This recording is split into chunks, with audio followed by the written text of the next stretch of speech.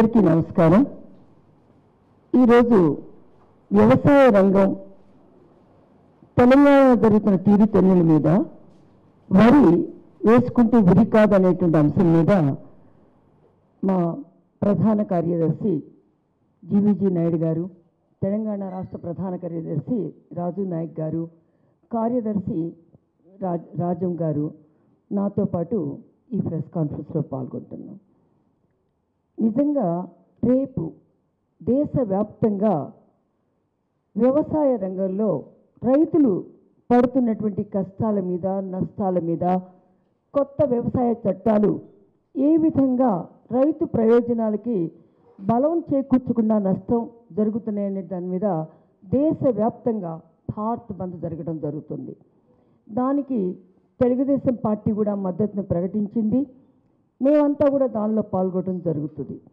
కానీ ఇది పాల్గొంటూ కూడా ఒక విషయాన్ని గురించి అసెంబ్లీ సమావేశాలు జరుగుతున్నటువంటి సమయంలో కేసీఆర్ గారు వ్యవసాయ రంగం మీద ఎలాంటి ప్రకటనలు గతంలో ఇచ్చారు, ఇప్పుడు ఇస్తున్నారనే దాని మీద ఒకసారి తరిచి చూడమని, అన్నదాతని కంట తడి పెట్టనీయొద్దని చెప్పి, అన్నదాతల్ని ఆదుకోమని చెప్పి, జీవనాడిగా ఉన్నటువంటి వ్యవసాయ రంగాన్ని ఇతోధికంగా అభివృద్ధి చేసి భారతదేశంలో తెలంగాణ రాష్ట్రం ఒక ఆదర్శ రాష్ట్రంగా నిలవాలనే ఆశయంతో, సదుద్దేశంతో ఈ పత్రికా సమావేశాన్ని ఏర్పాటు చేసుకున్నాం.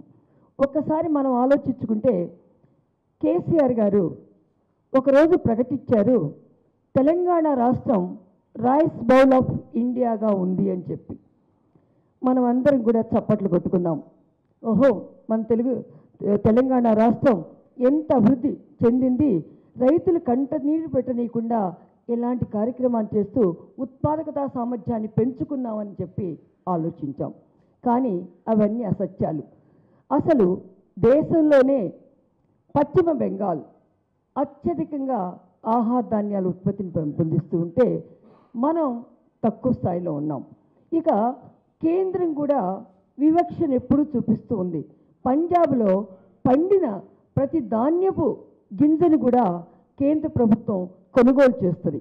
కానీ మన రాష్ట్రం వరకు వచ్చేటికి, తెలంగాణ రాష్ట్రం వరకు, మన తెలుగు రాష్ట్రాలకి, ఈవెన్ ఆంధ్రప్రదేశ్ వరకు కూడా వచ్చేటప్పటికి ఎలాంటి సవతి తల్లి ప్రేమని కేంద్రం చూపిస్తూ ఉందంటే, మనం ఈ రోజున దరిదాపు ఎంతో ఉత్పాదకతను సాధించాం. ఒక 50 లక్షల ఎకరాలలో అదనంగా మనం వరిని వేయటం జరిగింది. ఎంతో ఉత్పాదక సామర్థ్యాన్ని పెంచుకున్నాం. కానీ 24.97% మాత్రమే మన దగ్గర ఈ కేంద్ర ప్రభుత్వం కొనటం జరుగుతుంది తప్పితే మిగతాదంతకి కొనమని మన ముఖ్యమంత్రి గారు ఎప్పుడు కూడా ఢిల్లీకి వెళ్తూ ఉంటారు. వ్యవసాయ శాఖ మంత్రులు కలుసుకుంటూ ఉంటారు. వాళ్ళకి ఒక చక్కటి శాలువాని, ఒక పూల బూకేని ఇచ్చేస్తారు. అంతకు మాత్రం ఫలితం కనిపించడంలా.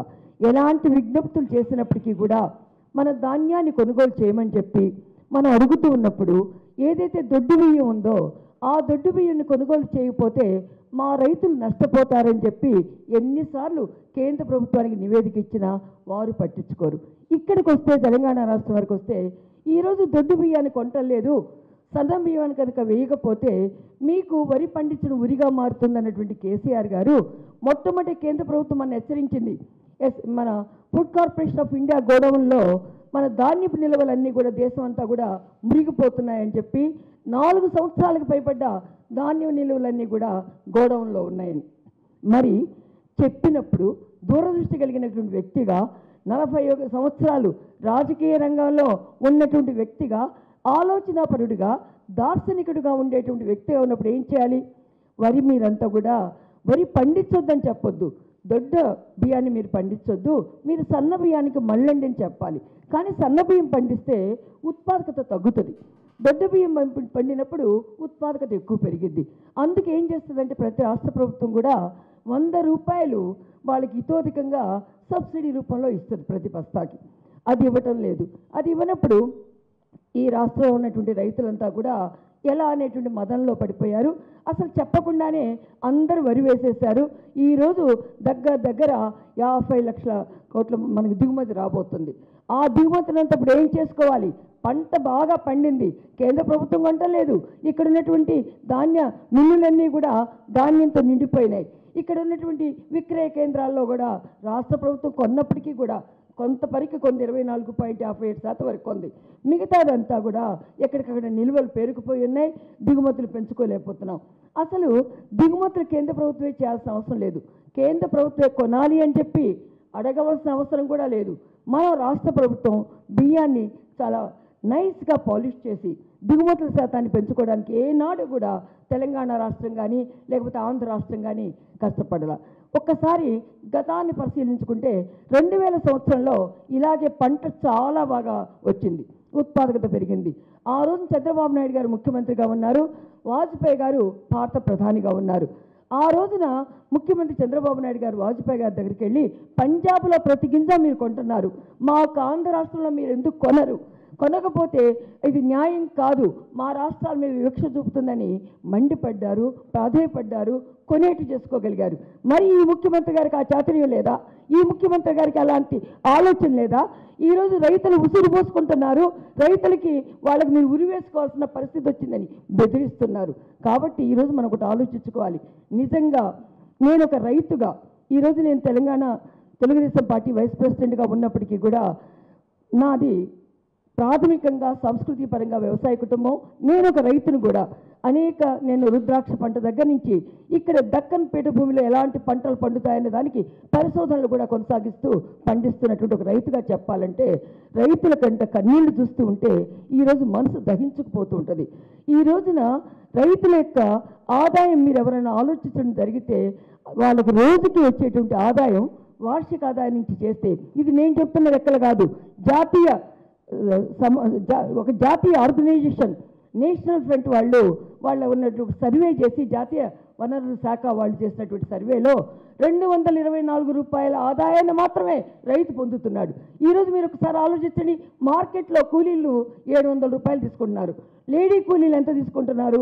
500 రూపాయలు తీసుకున్నాడు. ఒక తాపీ మేస్త్రి 1500 తీసుకున్నాడు, ఒక పెయింటర్ 1200 తీసుకున్నాడు. మరి రోజుకి 224 రూపాయలతో జీవనం గడపమంటే ఎలా గడపగలుగుతారు? అది కూడా వార్షిక వేతనం వీళ్ళకి 6250 రూపాయలు. వీళ్ళు ఖర్చు పెట్టేది వాళ్ళ ఎకరంలో 5900 రూపాయలు. చివరికి ఎంత మిగులుతుంది? వాళ్ళకి 800 900 మిగులుతుంది పంట భంగా.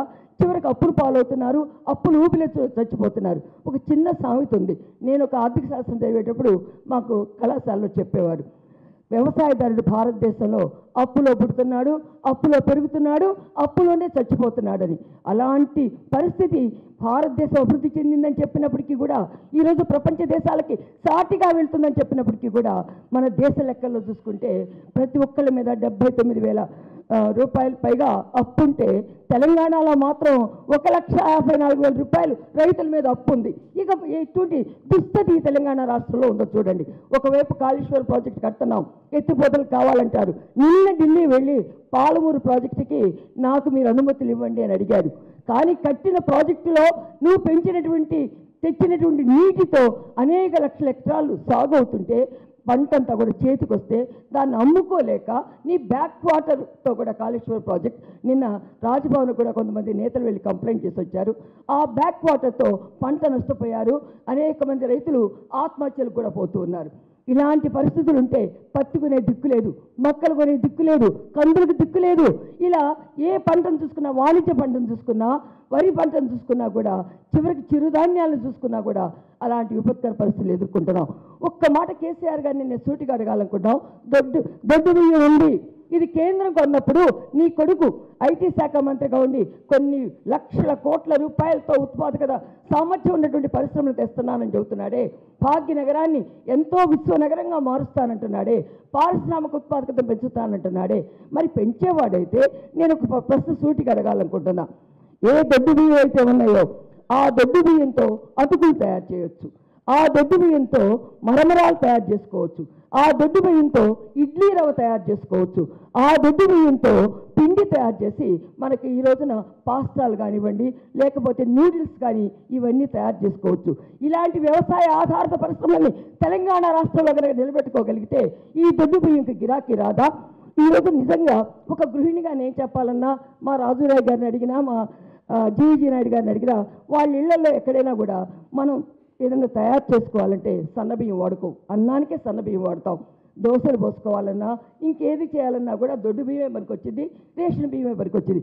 రేషన్ బియ్యాన్ని తీసుకొచ్చి దాన్ని కొంచెం పాలిష్ చేసి మీరు మార్కెట్లో సన్నబియ్యంగా అమ్ముతున్నారే, అలాంటి మీరు ఏదైనా కొత్త టెక్నిక్తోనైనా అలాంటి దొడ్డు బియ్యానికి వ్యవసాయ ఆధార పరిశ్రమలు ప్రోత్సహించడానికి ఎందుకు ముందుకు రారని అడుగుతున్నా. ఇక ఇంకొక లెక్కల్లోకి వెళ్తే ఈ రోజున మన అన్నదాత రాష్ట్రానికే కాదు దేశానికే వెన్నుముక్కగా ఉన్నాడు. అసలు 70% మంది ప్రజలు ఈ వ్యవసాయ రంగం మీద ఆధారపడ్డారు. అందులో తెలంగాణ రాష్ట్రంలో 53% మంది ప్రజలు 2.50 హెక్టార్ల భూమిని మాత్రమే కలిగి ఉన్నారు. నిరుపేదలుగా ఉన్నారు, పేదరికంలో మగ్గుతున్నారు, పిల్లలకి విద్యా అవకాశాలు ఇవ్వలేకపోతున్నారు, ఉపాధిని ఇవ్వలేకపోతున్నారు. అలాంటి సన్నకారు రైతులకి, చిన్న రైతులకి మీరు ఇస్తున్నటువంటి పథకాలు ఏంటి? రుణమాఫీని మీరు చేస్తామన్నారు. మీరు 50,000 ఇవ్వడానికే 3 సంవత్సరాలు పట్టింది. మీరు ఎప్పుడు రుణమాఫీని చేస్తారు? రైతు బంధుని ప్రవేశపెట్టారు, కానీ దానికన్నా కూడా ఈరోజు అప్పుల్లో తన యొక్క కుటుంబాలను నడుపుకోవడం కోసం అనేక మంది రైతుల్ని ఆలోచించుకుంటే కళ్ళకి నీళ్ళు వచ్చేటువంటి అంశం ఏంటో తెలుసా? వాళ్ళు రైతులు 2.5 ఎకరాల పొలాన్ని కలిగి వాళ్ళ పొలంలో పనిచేసుకుంటూ బయట పొలాల్లో కూలీలుగా వెళ్తున్నారు. ఇలాంటి ఆర్థిక వ్యవస్థలో బతుకుతున్న మనం ఇలాంటి తెలంగాణ రాష్ట్రంలో రైతాంగం అంతా కూడా తీవ్ర నష్టానికి గురవుతున్నప్పుడు నీ రైతు వేదికలు ఏం చేస్తున్నాయి? నీ రైతు యొక్క సలహా కేంద్రాలు ఎక్కడ ఉన్నాయి? వాటి పనితీరు ఎలా ఉంది? ఈరోజు రైతులు ఎందుకు ఇలాంటి పరిస్థితులు ఎదుర్కొంటున్నారు? పండించిన పంటకి గిట్టుబాటు లేక, పండించిన పంటని కొనే దిక్కు లేకుండా అల్లాడుతున్నటువంటి రైతాంగాన్ని ఆదుకోవాలని చెప్పి రైతు ఉద్యమాలకి కీలక పాత్ర వహించగలిగినటువంటి రైతు జీవనాడిని తెలుసుకొని రైతుల ఆర్థిక పరిస్థితి మెరుగుపరచాలని కేసీఆర్ గారు కోరుకుంటూ ఒకరోజు అసెంబ్లీలో ఏం చెప్తారు, మేము ఒకప్పుడు ఉమ్మడి రాష్ట్రంగా ఉన్నప్పుడు అతి తక్కువగా పంటలుండే, ఈరోజు నేను అధికారంలోకి వచ్చాక డబల్ చేశానన్నాడు. మరి ఇలాంటి ప్రగల్భాలు పలికినటువంటి నువ్వు ఈరోజు వరి ఎందుకు వేయొద్దంటున్నావు? ఆయిల్ ఫామ్ సాగు చేయమంటున్నావు, మెట్ట పంటలు సాగు చేయమంటున్నప్పుడు నీ ప్రాజెక్ట్ అన్ని ఎందుకు? నీ ప్రాజెక్టులు గట్టి నీటి వసతి ఇచ్చి వరిని సాగు చేస్తానని చెప్పినటువంటి నీవు ఈరోజు ఆయిల్ ఫామ్ ఏమంటే ఆ భూ యొక్క సాంద్రత చూసుకోవద్దా? ఆ భూ సారాన్ని చూసుకోవద్దా? ఆయిల్ ఫామ్ మొక్కని తెప్పించొద్దా? వాటికి 3 సంవత్సరాలు 4 సంవత్సరాలు పంట వచ్చేవాడికి ఎదురు చూసే దమ్ము ధైర్యాన్ని రైతులకు ఉందా? ఆలోచించుకో. వాటికి నువ్వు ఇస్తున్నటువంటి ఇన్ఫ్రాస్ట్రక్చర్ ఏంటి? వాటికి గిట్టుబాటు ధర మళ్ళా వ్యవసాయ మార్కెటింగ్ సౌకర్యాన్ని ఎక్కడ కల్పించబోతున్నావు? కాబట్టి కేసీఆర్ గారు మీరు ఒక రైతుగా ప్రకటించుకున్నారు, ఒక రైతు బంధుగా ప్రకటించుకున్నారు, రైతు నాయకుడిగా ప్రకటించుకున్నారు. అలాంటి మీరు ఇక్కడ తెలంగాణ రాష్ట్రంలో రైతులను అన్యాయం చేస్తూ ఉన్నారు, దగా చేస్తూ ఉన్నారు. మీరు ఇలా దొడ్డు బియ్యం వేసుకుంటే ఉరి అని చెప్పకుండా వ్యవసాయ రంగానికి ప్రాతినిధ్యం ఇచ్చేట్టు, వ్యవసాయ అనుబంధ పరిశ్రమను ముందుకు తీసుకెళ్లేట్టు, నీటిపారుదల సౌకర్యాలను కల్పించేట్టుకు 2 చేతులతో ఈ చేతితో ఒక మాట, ఈ చేతితో ఒక మాట మాట్లాడొద్దని మీకు మనవి చేసుకుంటూ రేపు భారత బంద్ వ్యవసాయ రంగంలో ఉన్నటువంటి రైతులందరికీ అవసరమైనటువంటి చట్టాలు, సంస్కరణ చట్టాల్లో ఉన్న లోపాలను ఎత్తి చూస్తూ ఒక ఏకతాటి మీదకి వ్యవసాయ రంగాన్ని తీసుకొస్తున్నటువంటి పరిస్థితిలో ఏకీకృత విధానాలకు వ్యతిరేకంగా అందరూ కూడా ఈ సమ్మెలో పాల్గొవాలని చెప్పి మా తెలుగుదేశం పార్టీ మద్దతు దానికి ఉందని చెప్పి ఇప్పుడు రాజునాయక్ గారు మాట్లాడతారు. తెలుగుదేశం, కాంగ్రెస్ ప్లస్ జనసమితి, వామపక్షాలు కలిసి ఉమ్మడిగా భారత్ బంద్ పిలిపియటం జరిగింది. భారతదేశం అంతా తెలంగాణలో ఉన్నటువంటి తెలుగుదేశం పార్టీ సంబంధించిన అందరూ కూడా రేపు భారత్ బంద్లో పాల్గొనాలని పిలుపునిస్తూ ఏదైతే కేంద్ర ప్రభుత్వం తీసుకొచ్చినటువంటి వ్యవసాయ చట్టాలకు వ్యతిరేకంగా రేపు భారత్ బంద్ 30వ తేదీన అన్ని జిల్లా కలెక్టర్ కార్యాలయాల్లో ఈ భారత చట్టాల మీద ఏదైతే వ్యవసాయ చట్టాల వ్యతిరేకంగా విన్నపాలు సమర్పించడం జరుగుతుంది. 30వ తారీఖున ఆల్ పార్టీస్ అందరూ కలిసి, అదేవిధంగా 5వ తేదీన అశ్వరావుపేట నుంచి ఆదిలాబాద్ వరకు పోడు భూముల మీద 400 కిలోమీటర్ల రాస్తారోకో కార్యక్రమం ఉన్నది. ఆ కార్యక్రమానికి సమావేశాలు అన్ని చోట్ల జరుగుతుంది, అశ్వరావుపేట, ఆదిలాబాద్. కారణం ఏంటంటే 2005లో ఎవరైతే కాస్ట్ చేస్తున్న గిరిజనులకు 2006 చట్ట ప్రకారంగా అడవి చట్ట హక్కు పత్రాలు ఇచ్చారు 3 లక్షల వరకు. తర్వాత మిగిలిన వారిని అప్లికేషన్ తీసుకొని అవి పరిష్కరించకుండా గ్రామ సభకే ఉన్న అధికారాన్ని మరి రెవెన్యూ డిపార్ట్మెంట్ కానీ ఫారెస్ట్ డిపార్ట్మెంట్ కానీ హక్కు పత్రాలు ఇవ్వాలి. ఇవ్వకుండా పెండింగ్ ఉన్నందువల్ల ఈ కేసీఆర్ ప్రభుత్వం, టీఆర్ఎస్ ప్రభుత్వం ఈ ఏదైతే ప్రపంచ బ్యాంకు నిధులు వచ్చినాయో ఆ నిధులను సద్వినియోగం చేసుకోవటానికి గిరిజనులను బయటికి వెళ్ళగొడుతూ హరితహారం పేరుతో అడవులన్నీ ఆ భూములన్నీ కూడా కబ్జా చేస్తారు. వాటన్నిటినీ కూడా మొన్ననే మేము వామపక్షాలైనటువంటి మన అక్కడ మీటింగ్ పెట్టుకున్నాం. ఆ మీటింగ్ ప్రకారంగా 1 ఇంచు భూమి కూడా గిరిజనులు కాస్తు చేస్తున్నట్టు ఇంచు భూమి కూడా ఈ గిరిజనులు సాధించే వరకు ఈ పోడు యాత్ర కొనసాగుతుందని తెలియజేసుకుంటూ, అదేవిధంగా మరి అన్న ఎన్టీ రామారావు 4 నుంచి 6% ఎస్టీ రిజర్వేషన్ పెంచి గిరిజనులు ఆదుకున్నాడు, ఐటీడీలు ఏర్పాటు చేసి ఆదుకున్నాడు. ఏదైతే కేసీఆర్ గారు మరి 10% జనాభా ఉంటే ఆ జనాభా ప్రకారంగా రిజర్వేషన్ ఇవ్వకపోవడం, ఎస్టీ కమిషన్ సపరేట్ చేయకపోవడం, మరి ఉమ్మడి జాబితాలో ఉన్నటువంటి పునర్విభజనలో తెలంగాణ ఆంధ్ర విడిపోతూ బయ్యారం ఉక్కు గనులు ఇవ్వడం, గిరిజన యూనివర్సిటీ ఇవ్వడం, ఇలాంటి అన్నీ కూడా పరిష్కరించకుండా పెండింగ్లో పెట్టినటువంటి కేంద్ర రాష్ట్ర ప్రభుత్వాలకు కనువిప్పు కల్పించడానికి గిరిజనులంతా తెలుగుదేశం పార్టీ వెంబడి ఈ కార్యక్రమాన్ని 27 బంద్, 30 కలెక్టర్ రిప్రజెంటేషన్, 5 నాడు రాష్ట్రారోకను ఘనంగా నిర్వహించి మనం ఉద్యమం ద్వారా, ప్రజా ఉద్యమం ద్వారా సాధించుకునే వరకు మనకు ఈ కార్యక్రమాన్ని కొనసాగించాలని మనసావాచ అందరినీ కోరుకుంటూ ఈ కార్యక్రమంలో పాల్గొన్నందుకు ఉదయపూర్వ అభినందనలు, కృతజ్ఞతలు. జై హింద్, జై జన్మభూమి, జై తెలుగుదేశం.